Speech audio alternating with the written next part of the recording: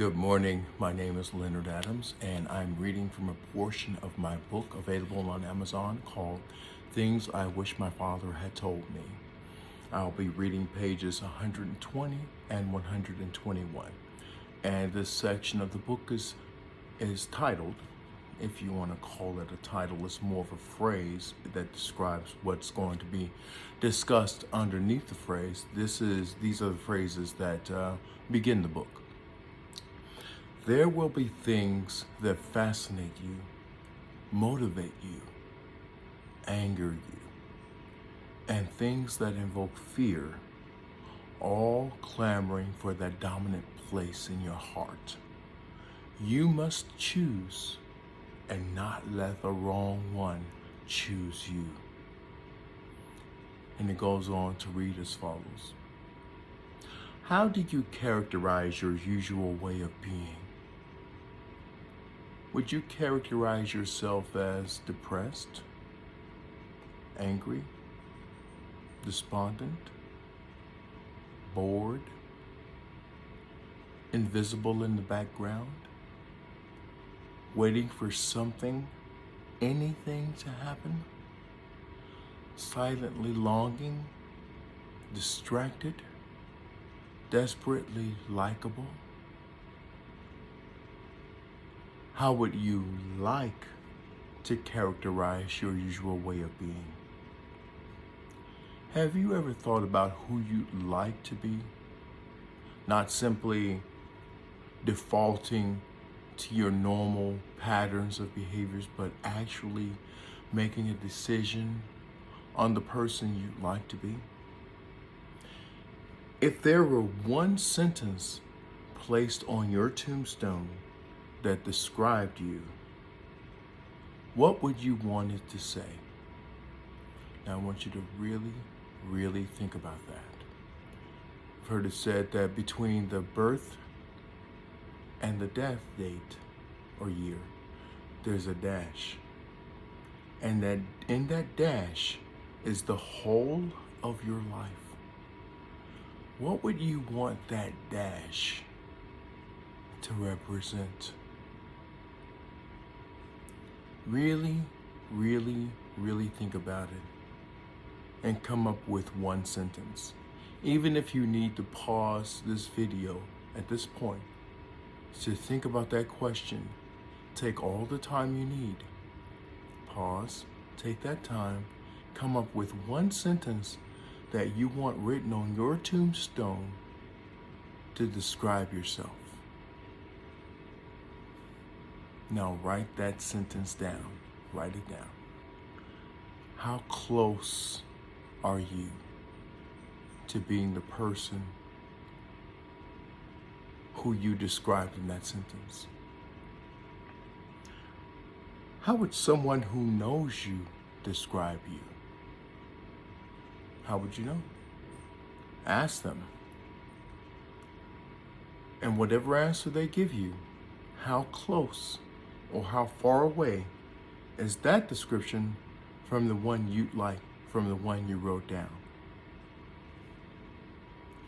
In choosing what dominates your heart, keep focused on that statement. Does the thing that fascinates you drive you closer to or further away from that statement? Now that's a key, because if the thing that fascinates you drives you further away from the statement you wrote down, then that statement is not true. Because along with that statement comes fascination. And you will be fascinated by the thing that you want truly written on your tombstone. That will be the thing that fascinates you throughout the rest of your life. How about what motivates you to get up in the morning or determines what you do with your free time? This again is an indicator as to how true that statement is. Does that statement represent what motivates you in the morning? Does that statement represent what you do with your free time? And when I say that, I don't mean that you are necessarily doing what you should be doing with your free time. What I am saying is, when you look at that statement, does it give you ideas about what to do with your free time instead of wasting it? Does it give you other ideas, things that you could be doing that would represent what you want written on your tombstone? Are those things drawing you closer to or further away from that statement? In other words, are the things that you are currently doing with your life drawing you closer to the statement or further away from the statement? How often does a violation of that statement make you angry? And what I mean by that is, say your statement is, I want the world to be kind to each other. How often does unkindness make you angry? If that was your statement, for instance. Whatever your statement is, how often does a violation of that statement make you angry? That's another indicator that you are passionate about that statement. How often, though, do you do something about that, about your feeling?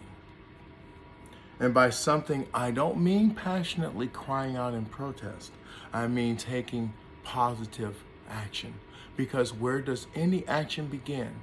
It begins with you. When you look at your statement, does it create fear? Does it seem too lofty a goal? If it doesn't, then I would ask you to rethink your statement and to come up with something that seems a bit overwhelming. Come up with something that seems a bit out of reach. Does it seem impossible? It kind of should, because it's a journey, not a destination. If so, why? Just because it seems impossible doesn't mean you can't move in that direction. Doesn't mean you can't actually do it. Think of all the reasons you can't get there. Divide a sheet of paper in half, lengthwise. Down the left column, write every reason you can't get there. Then, in the right column, write the names of those who have gotten there, no matter how disadvantaged they were. You will find multiple examples of people who have achieved those things that they have set out to do, their dream, their passion, their goal, and use that to motivate yourself to realize that if someone else can do it, if anyone else can do it, so can you. There is no difference between you and anyone else. No one is greater than you, and no one is less than you.